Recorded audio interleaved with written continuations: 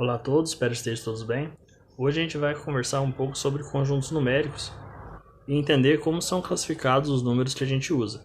Bom, aqui a gente tem um diagrama separando os números por conjuntos, né? A gente tem os números naturais, os números inteiros, os números racionais, os números reais e os números irracionais, tá? A gente vai ver depois como que funciona isso, mas toda essa gama de números aí, eles fazem parte de um outro conjunto chamado de conjunto dos números reais. A gente vai entender o que é isso. Bom, aqui estão os conjuntos, alguns modelos que a gente pode ver, né? A gente tem os naturais, os inteiros, os racionais, os irracionais, tá? E o que é o conjunto numérico? Os conjuntos numéricos surgiram para a necessidade do ser humano de contar as coisas, né? Contar objetos, agrupar objetos, resolver problemas e por aí vai. Um dos números naturais serve para contar coisas. Então, se eu tiver, por exemplo, objetos, eu quero contar os objetos. Uma cadeira, duas cadeiras, três cadeiras, eu uso esses números para contar. Eu conto coisas que eu posso contar cada unidade. Então, eu posso contar o número de pessoas, eu posso contar o número de objetos, o número de animais, seja lá o que for. Ele começa do zero e vai até o infinito, e anda de 1 em 1. Então é 0, 1, 2, 3, 4, 5 e assim por diante. Tá? Ele é representado pela letra N, que está em vermelho aí, tá bom? Bom, seguindo aí a gente tem um conjunto dos números inteiros, representado pela letra Z. Tá? Os inteiros, eles englobam os naturais, que estão em verde aí embaixo, 0, 1, 2, 3, 4, 5 até o infinito, e os simétricos dele, que são os negativos, o menos 1, menos 2, menos 3, e seguindo para a esquerda. Então eles crescem em número para a esquerda. Conta bancária, né? Quando você tira mais do que você tem na sua conta bancária, você vai acabar ficando com saldo negativo, ou seja, você vai ficar devendo. E a gente representa isso por esse sinalzinho negativo que está aí. Quando o número não tem sinal, ele automaticamente é positivo, porque todo número em si ele serve para contar algo que existe. Agora, o sinal negativo ele serve para falar de algo que está devendo ou então está abaixo daquilo que é esperado. Então, em termômetros, quando o tempo está muito frio, né, nos lugares são extremos, a temperatura a gente põe na escala em graus Celsius com números negativos porque ela está muito abaixo do zero. Então, como eu falei para vocês aí, então do lado direito eu tenho os positivos, tá? Ele depois do zero, porque o zero não tem sinal, o zero é como se fosse o meio ali, ele não é nem positivo nem negativo. E para a esquerda eu tenho os negativos, então menos 1, menos 2, menos 3, menos 4, menos 5, menos 1 milhão, ele vai andando para a esquerda e vai ficando negativo. Bom, e os números, eles sempre crescem para a direita, então quanto mais à direita o número tiver, maior ele é. Por exemplo, o menos 3 ele é menor que o menos 2, ou seja, o menos 2 está à direita do menos 3. Então o menos 2 é maior do que o menos 3. O menos 1 é maior que o menos 2 e maior que o menos 3, porque ele está mais à direita. Então, quanto mais à direita o número tiver, maior ele é. Tá? Então, a gente considera assim. O 0 é maior que o menos 3, porque o 0 está à direita do menos 3. O 3 é maior que o 0, porque o 3 positivo ele está mais à direita do 0. Bom, os números racionais, eles são chamados de racionais porque eles são resultados de uma divisão, tá? Então, a gente fala que eles são racionais porque eles são derivados de uma divisão.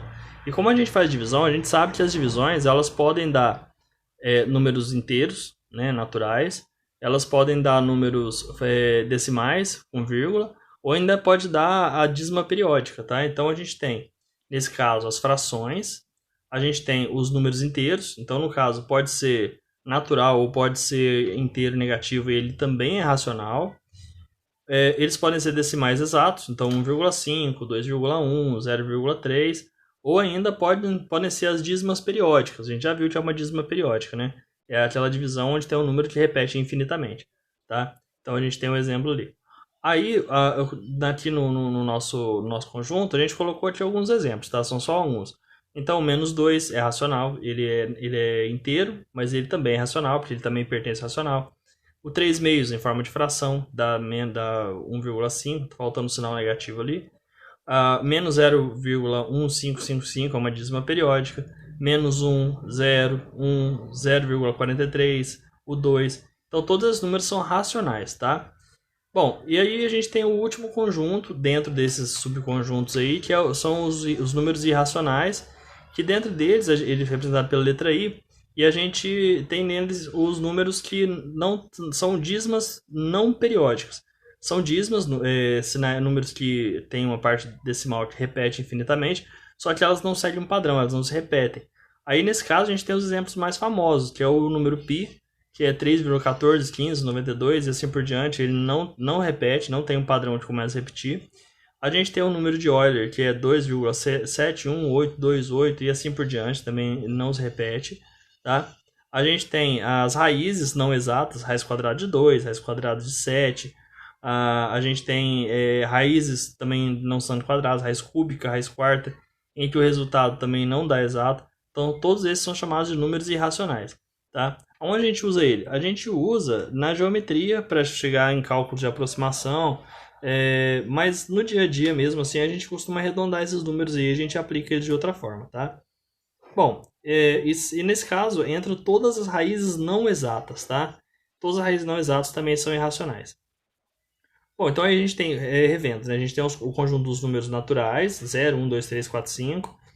Ele está dentro dos inteiros, ou seja, os números inteiros, eles têm os naturais para ele e mais os negativos, né?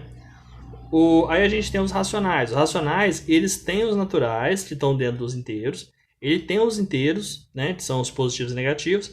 E ainda tem os números fracionários, são as dízimas periódicas, as frações, né? E aí a gente tem separadinho aí os irracionais. Porque o irracional, ele não está em nenhum desses três que a gente viu. Ele é separado, tá? São só as dízimas não periódicas, tá bom? E aí, todos esses conjuntos, eles fazem parte de um conjunto maior chamado de conjunto dos números reais. Vocês vão ver muito esse termo, né? Seja o número real e tal.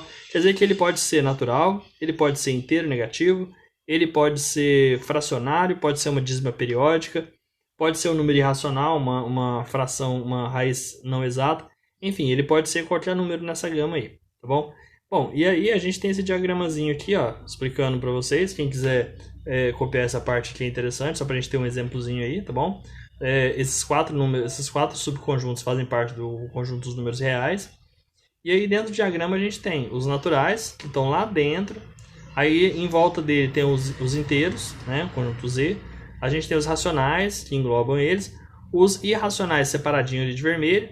E dentro desse conjunto grandão amarelo ali são os reais, que ele engloba todo mundo. Ok?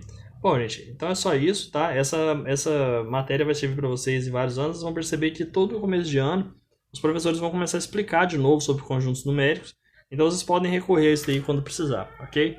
Espero que vocês tenham gostado, tá bom? Um abraço a todos e tchau!